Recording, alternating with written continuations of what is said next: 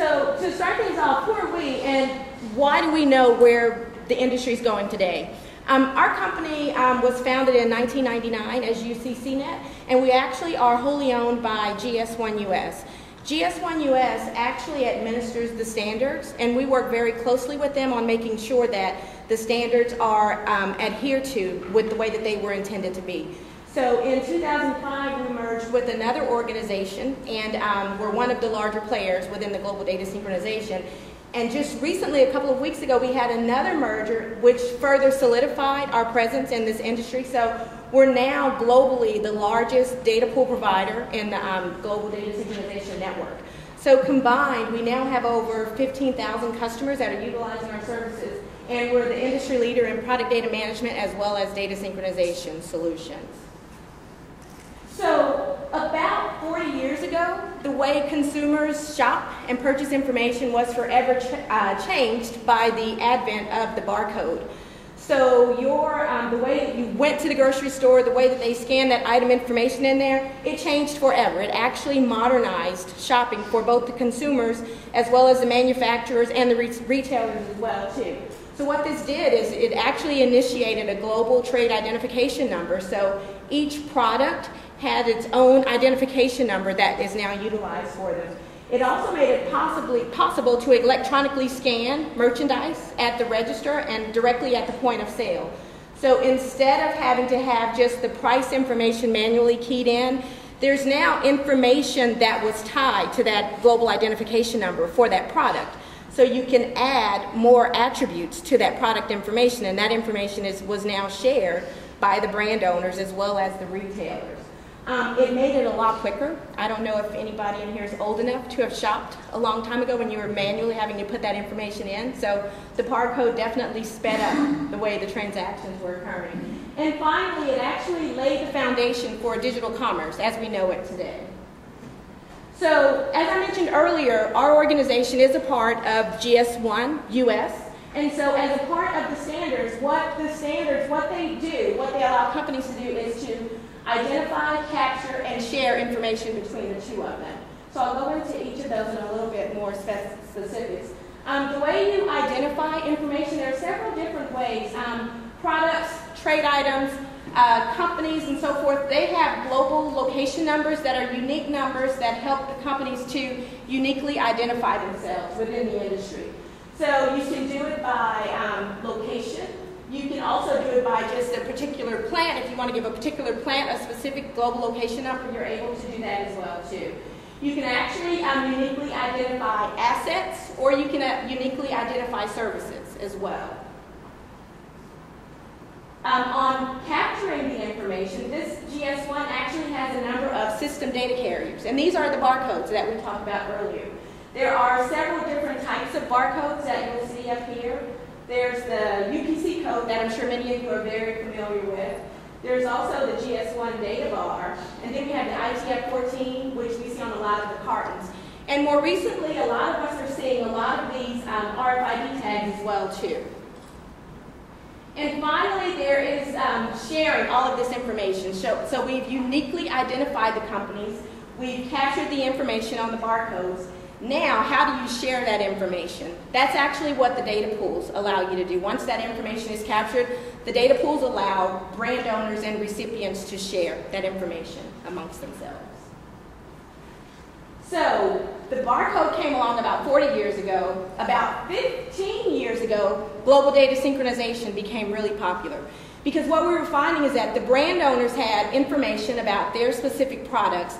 They needed to be able to share that information with the various recipients that they were doing business with. So how do you seamlessly do this? So the Global Data Synchronization Network was introduced. You'll hear us refer to it as the GDSN. And what the GDSN did is it allowed the brand owners to seamlessly share their product information with the various trading partners that they were working with. So anytime they made a modification to that information, they made it once, it went through the global synchronization, and it was syndicated out to all of the trading partners that they were doing business with. So again, this actually changed the way that business was conducted digitally. So if you look at how the GDSN actually works, can I see the hands of everybody in here who's familiar with EDI? Sure. thought that that would be the case. So you know in EDI, when you send a document, a purchase order or an invoice, there's an automatic response that comes back in the form of a functional acknowledgement. Well, in the GDSN, there's a series of acknowledgements that come back as well, too. So the process actually starts with the supplier, and they actually publish their information to their source data pool. Once they publish the information there, there's a series of attributes that are recorded up on the global registry, which is some base information about that company. So as a recipient, if I want to subscribe to that company's information, I simply go to my recipient data pool, subscribe to the information. Once that subscription hits, it's going to go up to the global registry and validate, okay, who is this company? Which data pool is that company actually using? Once that happens, the supplier is then able to publish their product data over to their data pool, which then gives the recipient access to that data. While all of this is going on, there's some very specific choreography that's happening. So there are a series of notifications that are going back. Some of the notifications are a little bit more specific than the functional acknowledgement. So instead of it just saying you passed or you failed, in some cases it can tell you if your information needs to be modified or changed. It will, some of the recipients actually detail and tell you exactly what you need to change so that that information can be accepted into their systems. So at a very high level, that's how the GDSN works. Are there any questions on that? Yes. GLN, global location number. Mm-hmm. When you have an acquisition or merger to the center, you have another supplier that may have out there for one GLN. Now you're going to take over and ownership of that. Do you merge those GLNs or how do you? It depends. It depends on how your purchase was negotiated. For some companies, they actually negotiate that in the purchase. They say, okay, we acquired this company, we're also taking the GLNs. So it varies from acquisition to acquisition. So I take complete ownership, do I still have to publish up under the GLN if they would have, or do I go under my total global GLN? If a part of that ownership was that you now own that GLN, you can continue to publish with theirs.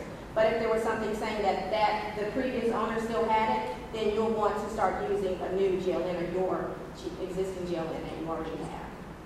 So if I take complete ownership, if I wanted to have I consider the parent GLN, something required, can I phase out theirs and then phase mine in? You can. You just need to work with the GS1 organization to make sure that they arrange the GLNs in the way that you want them arranged, so that there's no that you're not using the same GLN or you have a different product that's associated with another GLN. Let's still be pushed down in the flow because like you're saying, if I go out to the main area, branch out to the pool basically, and then the suppliers come in there, would that be pushed down there and say, come back to reference this GLN versus parent versus the Yeah, once you let the GS1 organization know what you're doing, they're going to then apply that GLN to the appropriate G10. So they'll make sure that everything gets switched at the global registry. That's Good. Someone just went through a merger. Someone just went through a merger. Hey, I got a question for you guys. Just a little bit of trivia. It's GS1 trivia. Does anybody know what product the first barcode was on? What year? Exact year? We got a nice football. We don't have a Kindle. Yeah. Okay. We're a Corvette, as Gordon said. Okay. But we got a football and a stress ball. So yes. I'm gonna make it. I'll make it multiple choice. Okay. Make it multiple choice. Okay. Was it Coca-Cola, Wrigley's Juicy Fruit Gum, or Del Monte Peas? Gum. Ding, ding, ding. You want to try it? Yeah, it was actually in Nice. It was actually in 1974, and it was on a pack of Juicy Fruit Gum. So who needs all of this product information? Well, the brand owners need it because they want to make sure that the right information about their products is reaching the stores. Logistics needs good, accurate information because they actually rely on it to pack and ship information. As trucks, when you're planning your logistics, your shipments and so forth, you want to make sure that the dimension information is accurate because if it's too much, then there are penalties that can be applied because the trucks are weighing more than what was intended for to weigh. And if there's not enough, then you're leaving money on the table because there's more product that you could potentially put in that truck. So the dimension information is very important. Finally, the stores require it because they want to be able to plan how can they put the merchandise on their shelves and how can they optimize the space that they have. And they want to make sure that what they're putting out on their e-commerce sites is accurate information that they're selling to the end user. Developers want the information because now that we're driving more and more to a digital process, they want to make sure that their apps are being powered with the most accurate information. And finally, consumers are demanding this information more and more today. So I talked about how 40 years ago was the barcode, 15 years ago was data synchronization. Today, everyone has a smartphone. I know Nick is going to go through this in a little bit more detail later. But we live in a society where we want information and we want it now. If we go into the store, we have our QR readers on our phone, we're looking for product information. And that product information has to come from somewhere. So when you scan it, you want to make sure that the information that's being pulled back is accurate information. So you don't want information that someone has just gone into the store and they've said, okay, we feel that this is the information. You want to make sure that it's accurate information that you're pulling back. So that's the benefit that we provide because we work directly with brand owners to make sure that it's accurate product information that you're receiving. I got a question. Yes. QR codes, does that information that you get from that always GDSN certified? Not today, it's not. But that's the direction that the industry is moving in, is to make sure that you're getting authentic brand information. The QR code actually isn't even a standard. It's an individually assigned, created code by mobile app providers that work with major brand owners to create it for marketing purposes. So the data matrix that Hope showed is actually the GS1 US certified, the GS1 Global System certified QR code standard. But because this went so fast and so quick, there's actually a catch-up game being played right now, which is a lot of what I'll talk about from a B2B2C standpoint, is how GS1 US is trying to work with the mobile app providers, the eBays, the Amazons, Facebooks to an extent, to figure out how do we get this correct GTIN information back to these QR codes that are developed, that are propagated, that actually have no standardized process of being managed. So what's happening, just feeding into that, is traditionally data synchronization has really been from the B2B perspective, where you had the brand owners needing to get the information to their recipients, and that's pretty much where it stayed.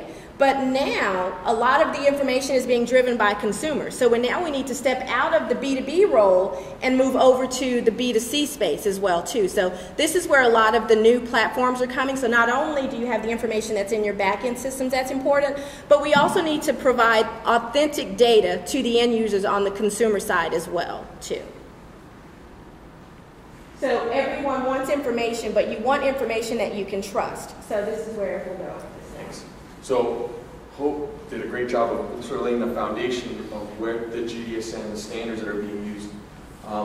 What I wanted to go through is a couple of initiatives that are actually, that though might not seem parallel to the electrical space, are actually building a framework for how greater wholesale distribution could be engaged within utilizing the GDSN, or already existing from an IDW perspective, which is already there, but looking at it in other industries that are engaging it from that distribution model, which was sometimes not being considered to be GDSN friendly, because it was primarily built within the CPG grocery world. So there's two major initiatives that GS1 US has gone through, and even though we are a 1WorldSync organization, our parent company is a nonprofit GS1 US, so we both put on our standards hats as well as our organization hats. So GS1 standards in healthcare, with patient safety being a large impact from regulation that's coming down, Affordable Health Care Act, so forth and so on. There's been an enormous push for standardized product information within the healthcare industry, primarily leveraging the GTIN, GLN, and the GDSN as a means to move the information. So essentially, there's been so much from a GPO perspective, a group purchasing organization perspective in healthcare, there's been so much waste being spent in the supply chain. We have two of the major GPO organizations are both over $120 billion in gross annual sales, just in the US alone. It's a very, very consolidated marketplace from a distribution perspective. But the goal was, Healthcare supply chain efficiency around automated data capture, e-commerce, electronic record management, asset equipment tracking, and traceability in order to standardize interoperability amongst the hospitals, the GPO organizations, and the manufacturers, regardless of whatever you're manufacturing. So the GS1 Healthcare Initiative was started. The goal was basically to use the GLN use in healthcare, which was to start to have everyone apply a location code to all the information, going so far as to apply location codes to closets within hospitals.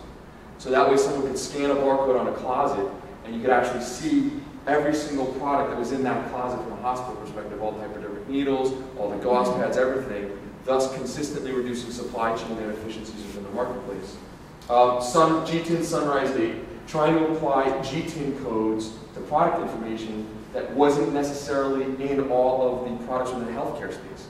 So it's really starting to apply the standardized use of these codes within that industry, and then getting a readiness program for the pharmaceutical industry, which everyone knows has some major issues with counterfeit products on the markets and then causing serious health concerns within the healthcare space. The other major initiative that has a very large parallel within the electrical supply chain is the food service initiative. Food service from a marketplace is very similar to electric. You've got suppliers who sell through in electrical, sell through reps, that sell to distributors, who sell to basically building owners, contractors, and then go down to the end consumer, which is the person who flips on the light switch every day in the building. In food service, it's very much the same.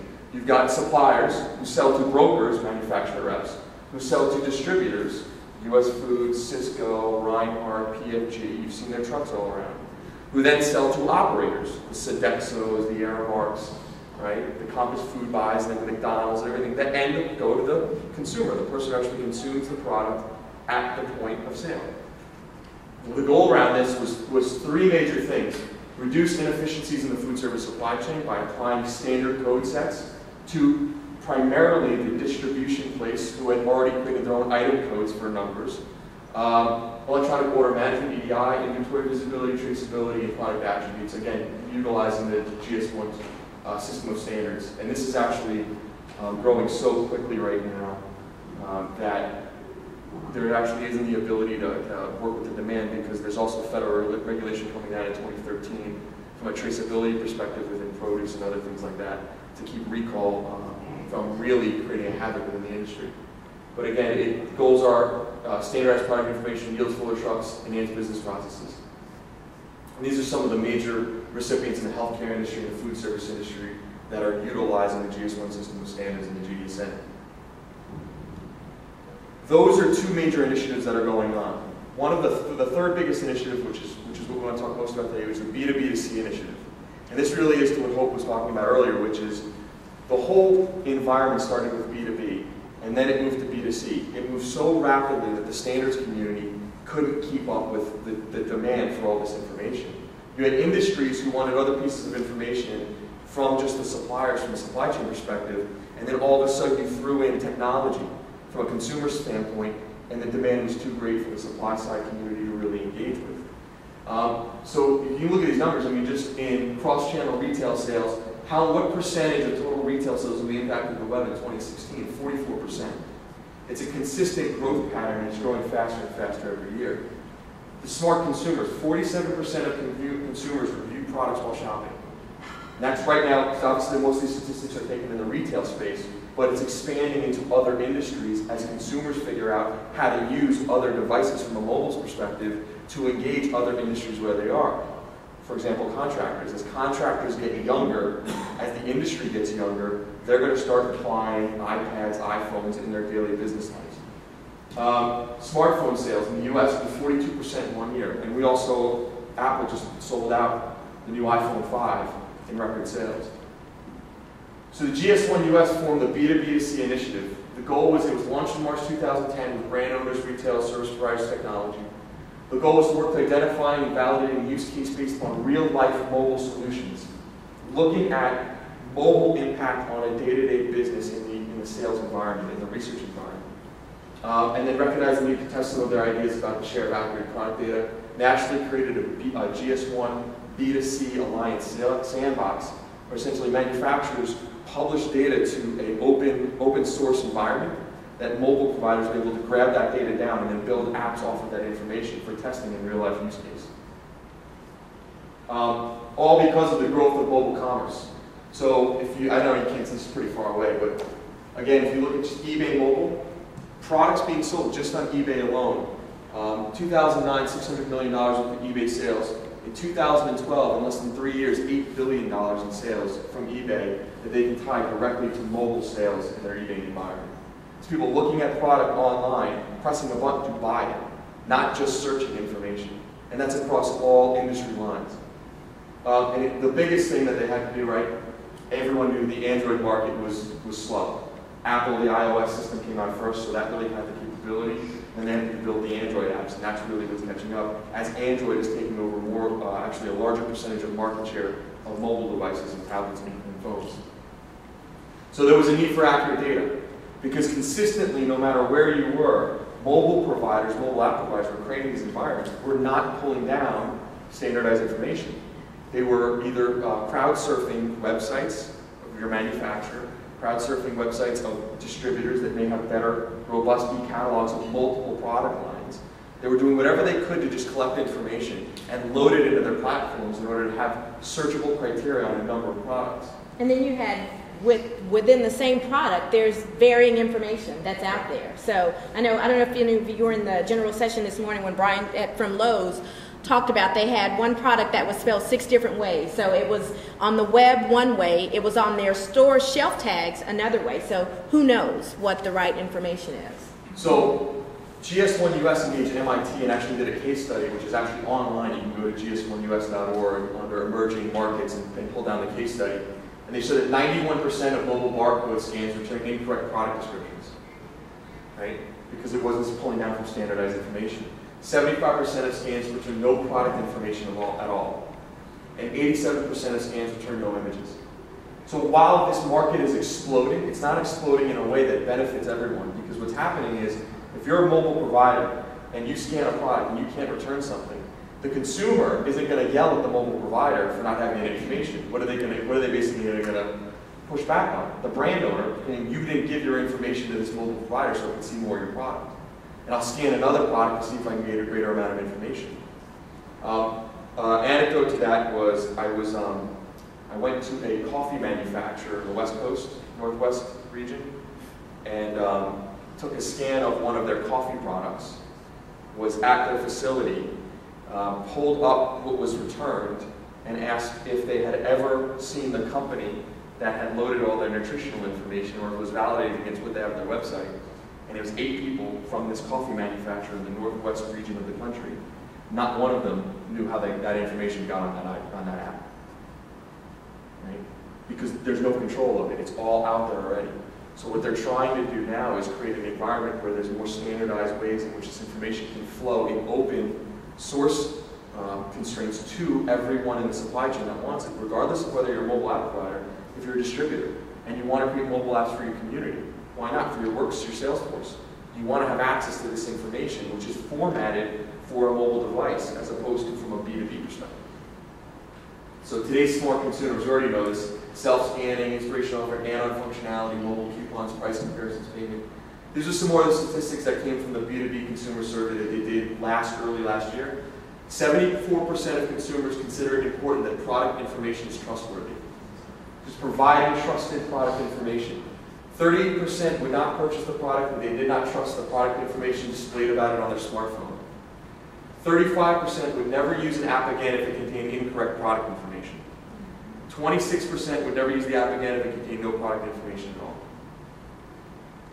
It's creating an environment of trust with the consumer or the market you're trying to get to, and pushing that information to where it needs to be in order to do that. And to further drive that home a little bit, if you think about allergy, out there, if you're looking for the nutritional content information, you want to make sure that what you're bringing back is accurate information, because if not, there could be some dire consequences as a result of that if you're trusting that information. This is some more statistics on the B2B case study. Consumers are sharing information on your product. This I thought was pretty telling. 97% of people report that online experiences influence the purchase decision. It doesn't necessarily mean that they're purchasing it right then online, but it means it's influencing their comfort in the ability to make that purchase. And barcodes.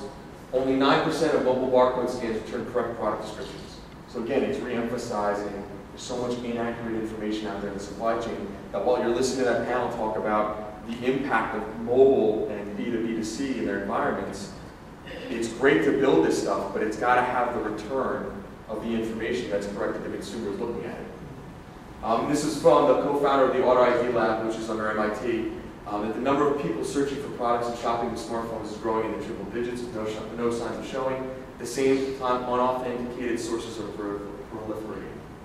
It just reinforces it consistently. Gartner Hype Cycle and Emergence, I know you can't really see it, but again, what it really is just showing is the increase in what's coming out there that's even before this. From an electrical trend perspective, I know there was a lot of talk 2 years ago about BIM, Building Information Modeling. While that may have, I haven't heard much about it lately, I know that they just released a new study in carbon footprint, where they're able to do the carbon footprint of the building, right, by collecting all the attributes of the products within the building. Electrical switches, the wire, the conduit, everything like that, in order to start the process of piloting a carbon footprint. Now, all of that stuff is going to have greater opportunity because all of this attributable information is out there in the marketplace somehow. So once they figure out how to aggregate it, they'll be able to apply that carbon footprint aspect. They'll be able to apply it to those 3D modeling applications from a BIM management standpoint. And then everyone's, Amazon, which is now one of the biggest e-retailers. Now they've created their own Amazon supply movement because they see the opportunity to go into wholesale distribution modeling. And then the mobile apps, right? Grainger, Sears, Amazon, Lowe's. So everyone's building them. The question is, does it actually have the right product information on it? It always flows back to how is the information getting to these organizations? Are you doing a one-to-many process, or are you doing a consistent amount of one-offs to get it? So while I know this is the electrical channel, and some of this is not relevant because of the brand owners, the fact of the matter is it's all about ones and zeros and attributes and leveraging it for the correct way in your business and looking at what's going on in other industries to apply it.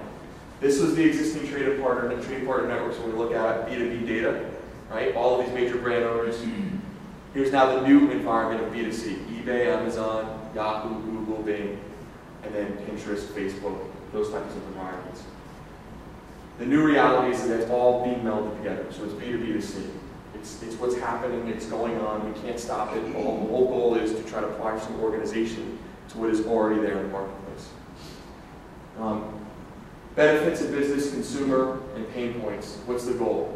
You want business benefits, automated interoperability, efficiency and safety, confidence, trust, sales, and brand value. This applies to anyone within a supply chain that wants to engage these markets. Because the end state is, what do you want to engage with your customer? Whether it's a contractor, whether it's a building owner, it doesn't matter what it is. They want to have confidence and trust and brand value because they're loyal to those brands or you as a provider. The emerging universe is that bad data is in across multi-channel issues, and it's all about information management. So there's got to be some form of strategy around managing this in this multi-channel, multi-technology universe.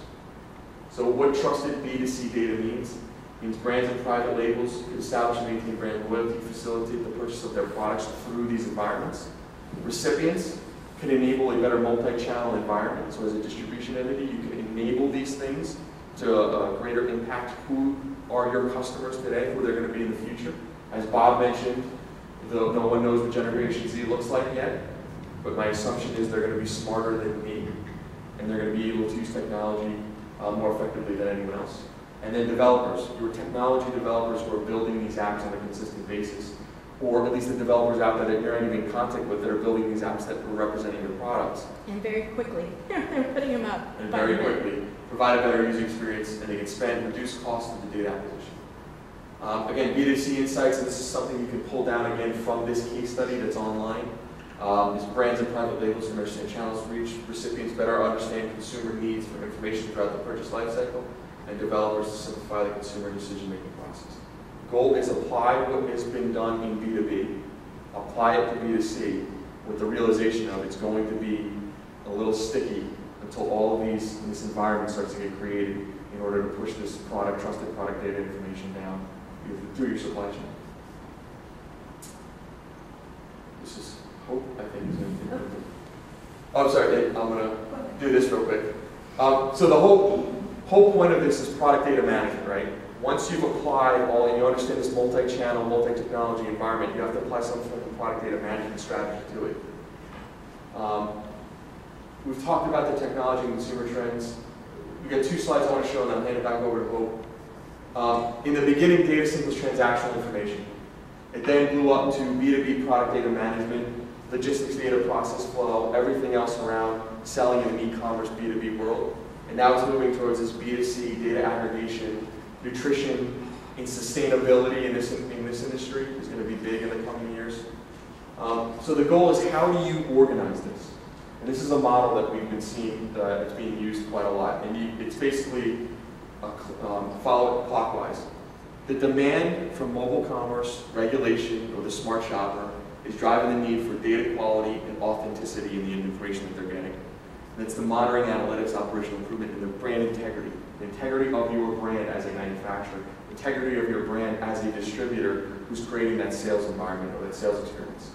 Creating simple solutions to comply with all of these demands and this need for data quality with flexible media and usually using best practices within an industry. And then governance. You cannot do it, it's only going to grow. So there has to be some type of governance strategy applied to everything you're doing, looking at both short and long range thinking. Otherwise, you're going to considerably do a series of one-offs that you're just going to be running in place. You're not going to have the ability to really drive this forward as an organizational process. All circling within a concept called product data management. So I'll hand it back over to Hope for the next gen. So I talked about how 15 years ago data synchronization came to be very popular through the GDSN. So what it will look like in the future is it's going to be more and more global, because we know that as technology improves and so forth, the universe actually shrinks. So now it's a global economy, so you have to be able to do business globally. We recently merged with an organization, and we now have a global presence in over 40 countries with people actually in actual offices in those countries, speaking the language and working with the local people there. So it's, I mean, more and more organizations are going there, and it's just going to be a way to do business in the future. So the missing piece from all of the information that we've talked about is really the product information. So there are a lot of platforms that are out there today, you know, with relationships, the interest, and the location information. But there's not a trusted platform that has all of the product information that your consumers are going to be demanded of you. So moving forward, the platforms for tomorrow, they're going to have that information. You asked about the QR codes, you know, where's that information coming from? In the future, there will be platforms that say, okay, once this is returned, something on that transaction is going to let you know that that's authenticated product data that you're getting back, so that you know you can trust it. So where we're going is, traditionally, the data synchronization has been very heavily involved with the B2B data. So now what we're bringing in is the B2C data. That's very important from the consumer perspective. But we're also going to source usage data. So as consumers are out on the social networks, as you know, they're crowdsourcing, getting all of the various information in, we're going to bring that information as well too. And then tie that up with some of the third-party application data that's available as well too. So all of that information will then be authenticated, and the information that's going out back out to the e-tailers, to the recipients, and ultimately to the end consumer, you're going to have the confidence in knowing that that's authenticated product information that's being received out there. This is all future, but as quickly as things are moving, it'll be here before you know it. And I would be very confident in knowing that the information, when I scan something, I want to know that it's the proper information that I'm getting back. And that's going to be responsibility of the brand owners to make sure that the information that they're providing there is going to be authentic product data. So if you look at the platforms and the different types of data that's there, this brand owner information, the transactional data, that's what everybody is doing today. This is all your standard data. Coming soon is going to be some of the non-standard data. So we have the standards that we work with, just the standard attributes that we work through with the GS1 organizations. But a lot of the recipients have just some proprietary transactions or proprietary attributes that they want to receive as well too. So we'll be able to collect that information here and tie it to their product data. And then finally, some of the data analytics via the receivers. This is other non-standard data that we're going to bring in. And finally, utilizing some of the social media applications to tie all of that in with this data too. So it's going to be a complete product data management solution that's going to be pushed out to you by many of the providers in the future. What you're seeing there is, again, the GS1 US and the B2B2C initiative is trying to go even beyond B2C. Right? B2C is just mobile scanning. What's beyond B2C? If you've got a Facebook page, if you've got other means of social media where there's actually reviews or impact on product, as other environments, blogs, or those types of things are cropping up in industries that you're working in. I know, like electrical trends within the industry, there's other e-blogs that are out there that are being used by electrical contractors are tying to products they like, products they don't like, products that break down, products that they want spec manuals on. If you could apply, let's say, a UPC code or a GTIN to that product and have that consistently tied back, you can collect information from enormous other sources. So what technology providers, a lot of them are trying to do from a GS1 US perspective is they're building these platforms that aren't just taking in mobile app data, but have the ability to tie it back to social media sites and tie the GTIN or the UPC to items that are already being searched or being talked about on those platforms and bring it back to the brand owner in one consistent message. So you can see it at multiple angles. It's something that, again, as they're looking at this, you're trying to consistently be ahead of it rather than playing behind it. So any questions about what we've talked about? I know it's a lot of future stuff, but it's really where it's going and where we're seeing a lot of the industry engagement being. It's future, but it's near future because things are evolving very quickly.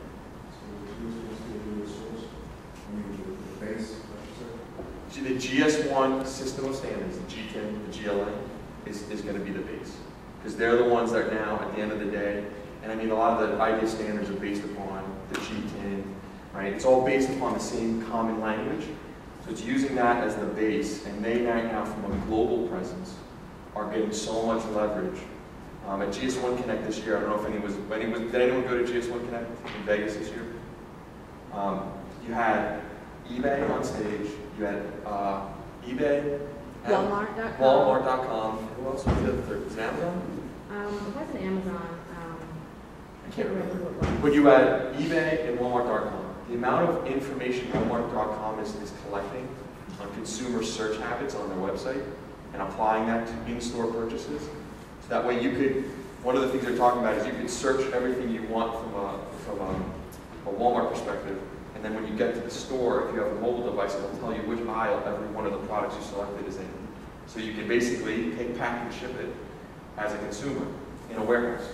And what eBay was talking about was from a sales growth perspective, mobile is driving so much more of their sales, so much faster than they even anticipated. They're trying to figure out how are they making sure that they're having the right product information on it, because all of the reviews in eBay, when you buy a product on eBay, you get to review it. You can tie all that product information back to the GTIN. Tie it back to the GTIN, why can't you as the brand owner get access to that? Because it's not coming back to you right now. Because it's not tied to the GTIN. It's not tied to the GS1 system of standards. Facebook has talked about creating mobile store environments or store environments in Facebook. But when that happens, you're going to have a common platform for managing product information. The other thing they're trying to do, applications like Yelp, and they're trying to figure out, well, how are these other social media sites going to engage in the use of GS1 system of standards? So they're actually looking at all of those things. But it's combining multiple industries all around GS1 system of standards. Any other questions? Like I said, you can go to gs1us.org. They have multiple industries that you can look at what's going on from a best practice perspective, what's going on from an industry standpoint. And there's a section on emerging markets. One of the emerging markets is the B2B2C world, where you can pull down a lot of these case studies and find more information. And if you are already engaged in GS1 US, you can actually sign up and be a part of the conversation from an industry perspective. This is our contact information. Any questions, please feel free to reach out to us. Other than that, we'll give you back a couple minutes. So thank you very much. Thanks, guys.